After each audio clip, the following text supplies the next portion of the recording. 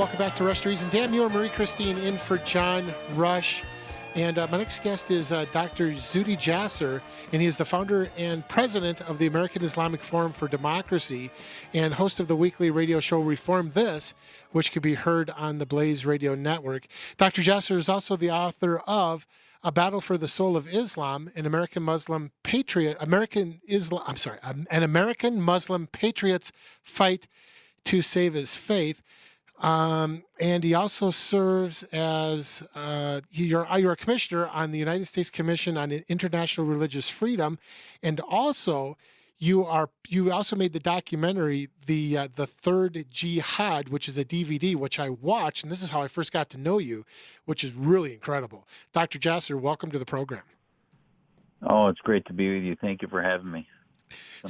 So Dr. Jasser, we probably don't agree on everything. However, I have a tremendous amount of respect for you, and I really appreciate what you do. As part of my show prep today, I listened to your Blaze show on patriotism, and quite frankly, I got done telling Marie after we got done listening, I said I could have done that. I mean, you and I think exactly alike when it comes to loving America. Well, I think that's the key, and people don't realize that. Things that we take for granted, they say, well, how do we figure out this Muslim issue, terrorism, it's some other faith. Half of America has never met a Muslim.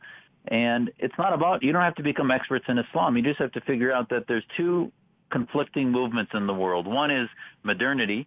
That is what created America, what created the, obviously even before that, the Enlightenment was based in a nation state that was pluralistic, in which people come together to defend universal human rights under God, not under one faith, but under God, and that we have inalienable rights from God.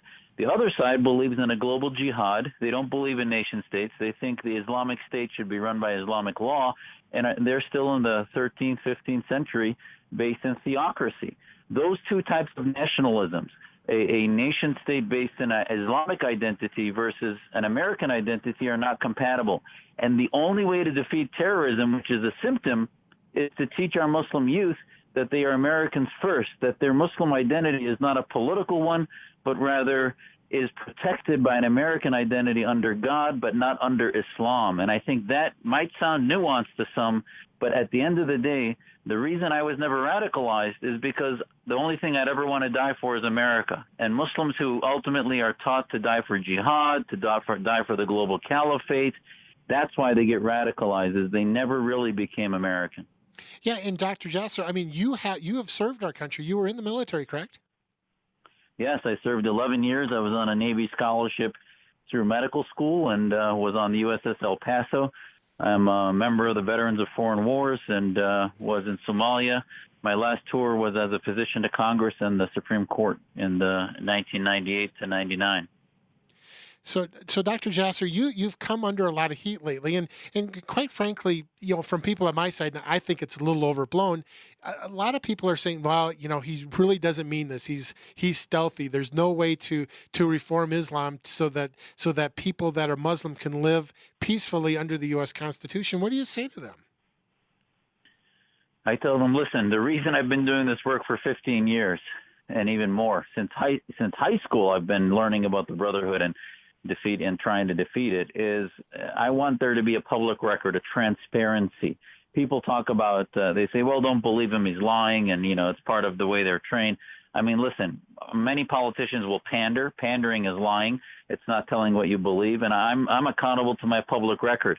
And we tell them, listen, we realize as Muslims that if you're on a 100-yard field, we're on the 1-yard line on the other side of the field trying to get to the goalpost, which is our declaration of our Muslim reform movement.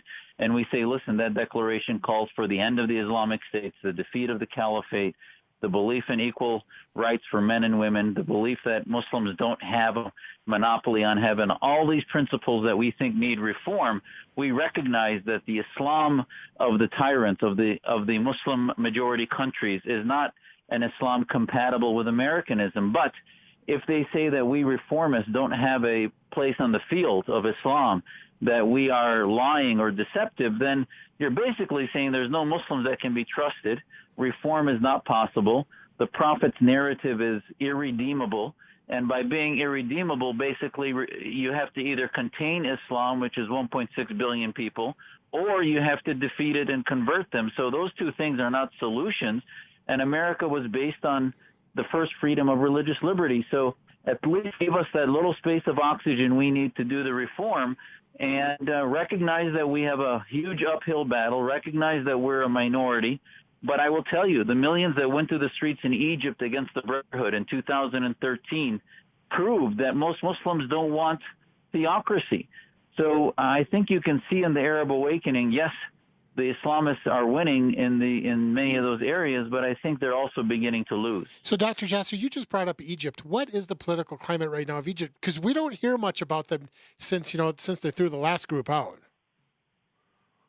Yeah, and this is the problem in the Middle East, is that there's so far been this back and forth between two fascisms. So one is the military nationalist fascists of Arab nationalism of the NDP, which is the National Democratic Party, which are socialist Arabists like that of Jamal Abdel Nasser, Sadat, and Mubarak, and now El-Sisi.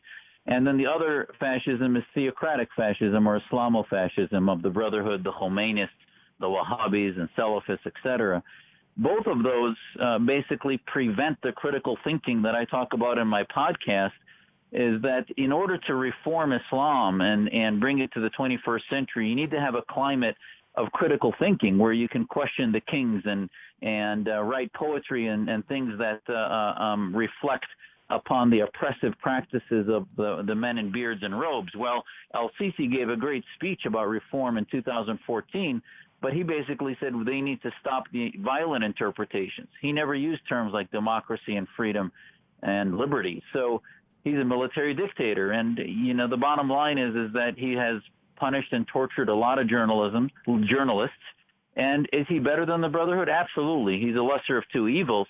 But you can't do the work I'm doing in America in Egypt under a military regime like El-Sisi. So there has to be a third pathway in the Middle East, which is what the Syrian revolution was about in 2011 and 12, which is what the Libyan one was about. And a lot of these revolutions were about defeating dictatorship. And unfortunately, the vacuums have been filled by even more radical Islamists.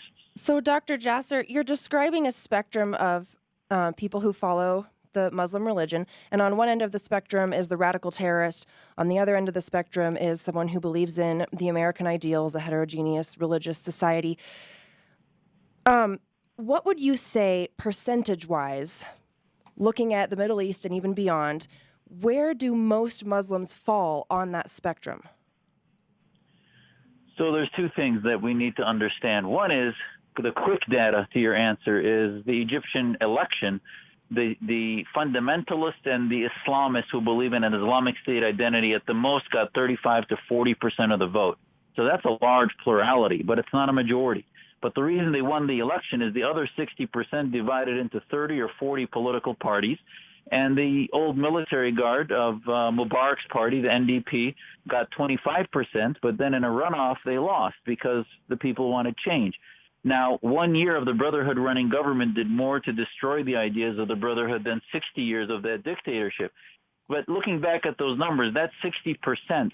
The problem is so far all they've had to drink from is the trough of Islamic theocratic ideas. So 80%, for example, will tell you that there should be some type of Sharia law in government, a large percentage. But you could compare that to, for example, Catholics. 90% would say that contraception is part of is forbidden in Catholic law, but yet they would say 90% don't practice it. So in a similar way, with 12th century standards versus the West that has reformed all the other more important laws, is the majority don't want the theocrat telling them what to do, but yet they recognize that Islam still has these laws in it.